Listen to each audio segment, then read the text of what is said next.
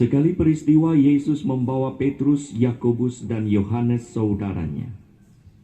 Ia naik ke sebuah gunung yang tinggi bersama-sama mereka. Di situ mereka sendirian saja. Lalu Yesus berubah rupa di depan mata mereka.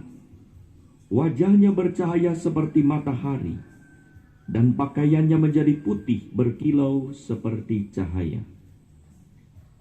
Lalu tampaklah kepada mereka Musa dan Elia sedang berbicara dengan Yesus. Kata Petrus kepada Yesus, "Tuhan, alangkah baiknya kita berada di tempat ini. Jika Engkau mau, biarlah aku dirikan di sini 3 kemah. Satu untuk Engkau, satu untuk Musa, dan satu untuk Elia." Sementara Petrus berkata begitu, tiba-tiba turunlah awan yang terang menaungi mereka. Dan dari dalam awan itu terdengar suara yang berkata, "Inilah putraku yang terkasih. Kepadanyalah aku berkenan. Dengarkanlah dia." Mendengar itu tersungkurlah murid-murid Yesus dan mereka sangat ketakutan. Lalu Yesus datang kepada mereka dan menyentuh mereka sambil berkata, "Berdirilah, jangan takut." Ketika mengangkat kepala, mereka tidak melihat seorang pun kecuali Yesus seorang diri. Pada waktu mereka turun dari gunung itu, Yesus berpesan kepada mereka, "Janganlah kamu ceritakan penglihatan itu kepada siapapun sebelum Putra Manusia dibangkitkan dari antara orang mati." Demikianlah sabda Tuhan. Terpujilah Kristus.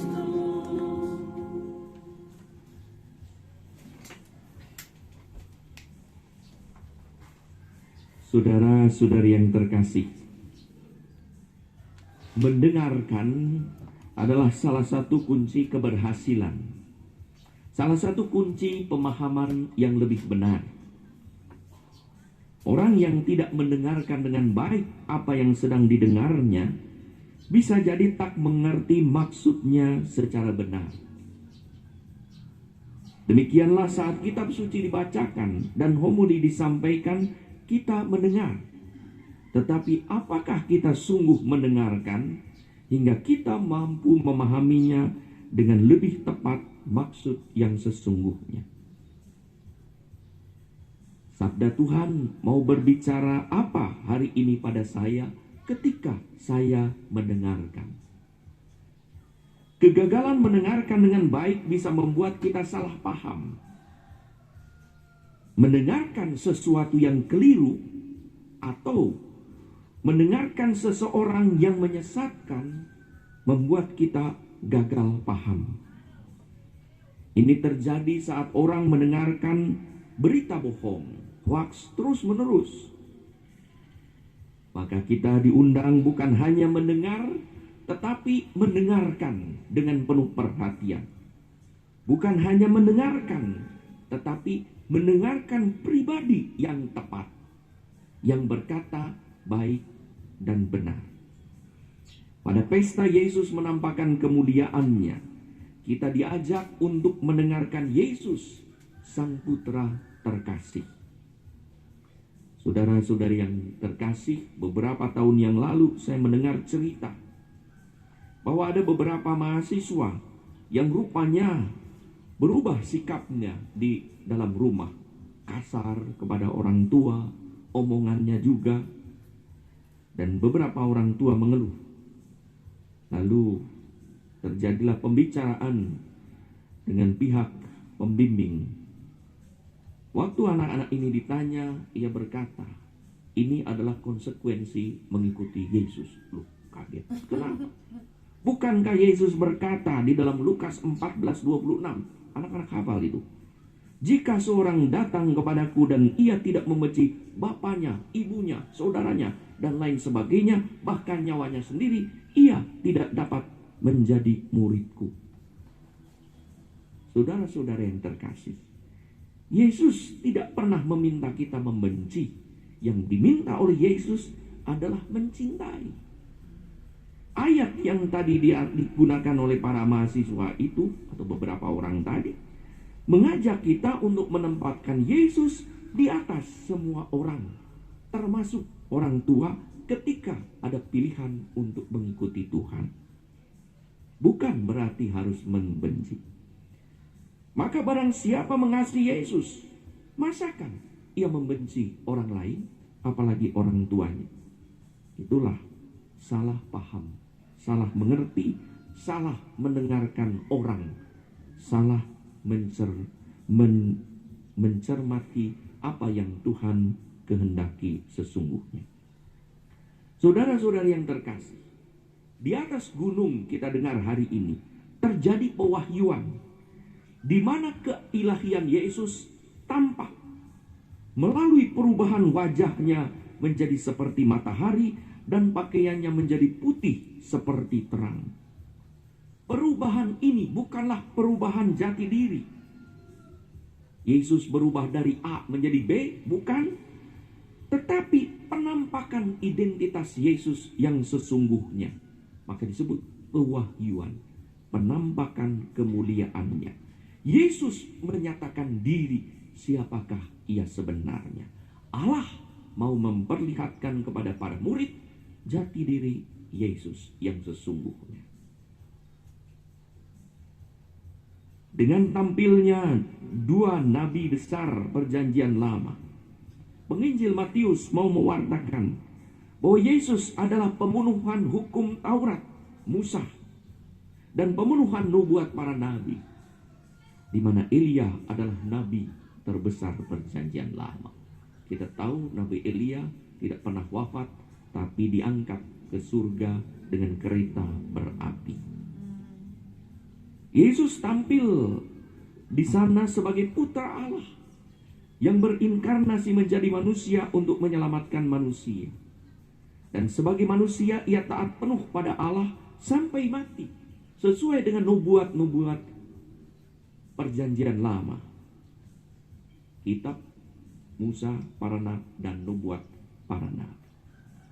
Apa yang dilakukan oleh Yesus adalah melakukan pekerjaan Allah, menyelamatkan manusia. Maka Yesus dalam Yohanes 4:34 berkata, makananku ialah melakukan kehendak Dia yang mengutus aku dan menyelesaikan pekerjaannya. Itulah jalan Yesus memuliakan Allah, menjadi pribadi yang berkenan kepada Allah. Maka Yesus bersabda di dalam Yohanes 17:14, aku telah mempermuliakan engkau di bumi dengan jalan menyelesaikan pekerjaan yang engkau berikan.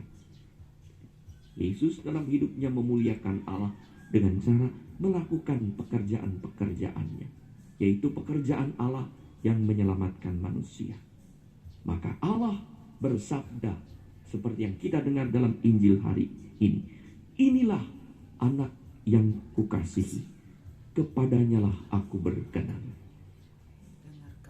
Dengarkanlah dia. Saudara-saudari yang terkasih, bagaimana kita sungguh menjadi pendengar Yesus yang baik? Kapan Ia berbicara kepada kita? Yesus berbicara tentu lewat sabdanya dalam kitab suci yang kita dengar atau kita baca, dan juga hadir secara nyata di dalam Ekaristi hari ini juga. Maka Yesus juga berbicara melalui orang yang berkenan kepada Allah. Siapa orang yang berkenan kepada Allah?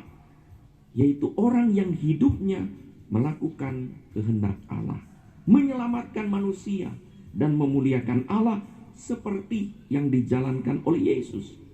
Orang-orang yang berkenan kepada Allah inilah yang pantas kita dengarkan. Bisa jadi mereka yang berkenan pada Allah adalah orang tua kita yang sederhana, guru kita yang tekun mengajar, atasan pimpinan, para imam kita, atau bahkan tetangga yang sederhana, rekan kerja, atau orang yang kita jumpai yang dengan tulus melayani kita, melayani dengan tulus dalam pekerjaan-pekerjaan sehari-hari. Yesus juga hadir atau menghadirkan diri dalam diri orang yang paling hina, seperti dikatakan Matius 25:40. Barang siapa melayani saudaraku yang paling hina ini, engkau melayani aku. Yaitu orang yang sakit, miskin, lapar, tertindas di dalam penjara, butuh bantuan. Bunda Teresa dari Kalkuta mendengarkan dan melayani Yesus di dalam diri orang-orang yang paling hina. Saudara-saudari yang terkasih, Tuhan mengajak kita memuliakan Allah dengan terlibat dalam karya keselamatannya, membantu mereka yang menjerit kesakitan, berpeluh penderitaan, dan terhimpit dosa. Itulah juga cara mendengarkan Tuhan, mendengarkan Yesus dalam hidup sehari-hari.